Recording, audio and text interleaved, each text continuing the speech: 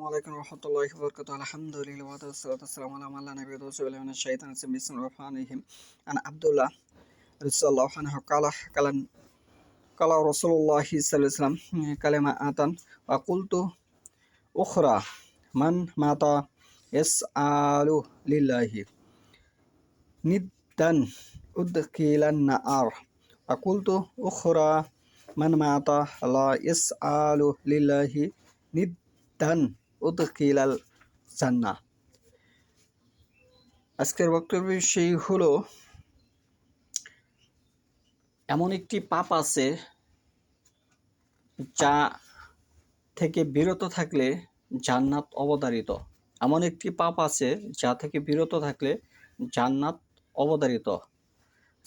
সে সম্পর্কে আমি যে হাদিসটি তার সহিহ বুখারী নম্বর খণ্ড হাদিস নম্বর 6683 আব্দুল্লাহ ইবনে মাসউদ রাদিয়াল্লাহু আনহু বর্ণিত, তিনি বলেন রাসূলুল্লাহ সাল্লাল্লাহু আলাইহি ওয়াসাল্লাম একটি কালেমা বললেন। রাসূলুল্লাহ সাল্লাল্লাহু আলাইহি ওয়াসাল্লাম একটি কালেমা বললেন আর আমি অন্যটি বললাম।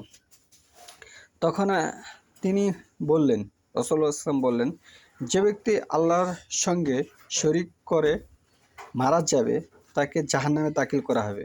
যে ব্যক্তি আল্লাহর সঙ্গে শরীক করা অবস্থায় মারা গেল সে ব্যক্তি জাহান্নামে দাখিল হলো। আমি অন্যটি বললাম, যে ব্যক্তি আল্লাহর সঙ্গে শরীক না করে মারা যাবে তাকে জান্নাতে দাখিল করা হবে। তাকে জান্নাতে দাখিল করা হবে। যে ব্যক্তি শরীক আল্লাহর সঙ্গে শরীক করলো না, এমন অবস্থায় মারা গেল, সে আল্লাহর সঙ্গে শরীক করে নেই, এই অবস্থায় সে মারা গেল, তাকে জান্নাতে দাখিল করা হবে। হাদিস নম্বর 6683। এখন বর্তমান প্রেক্ষাপটে ভারতবর্ষের সহ সারা পৃথিবীর 99% মানুষ শরীকের সাথে সম্পর্কিত, জড়িত আছে এবং শরীককে তারা ইবাদত মনে করে থাকে। শরীককে তারা একটি ধর্মীয় ব্যবস্থাপনা হিসেবে তারা মেনে নিয়েছে, এটি একটি ইবাদত। এবং অনেকে শরীক জিনিসটি বুঝেই না। অনেক মুসলমান আছে, নামধারী মুসলমান, এরা শরীক সম্পর্কে খুব একটি অবগত নয়। তারা কবরকে শরীক বলে না, তারা মূর্তিকে শরীক বলে। তারা কবর পূজাকে শরীক বলে না, তারা মূর্তি পূজাকে শরীক বলে থাকে। কবরের মাঝে আর মূর্তি পূজার মাঝে কোনো তফাৎ নেই। কবরের মাঝে এবং মূর্তি পূজার মাঝে কোনো তফাৎ নেই। কবরও কথা বলতে পারে না, মূর্তি কথা বলতে পারে না। কবরেও লাড়াচাড়া করতে পারে না, মূর্তিও লাড়াচাড়া করতে পারে না। এইগুলি হচ্ছে একটি গুমরাহির মাধ্যম। এক এক যুগে এক একটি ধারা মানুষ পথভ্রষ্ট হবে, সেটি স্বাভাবিক।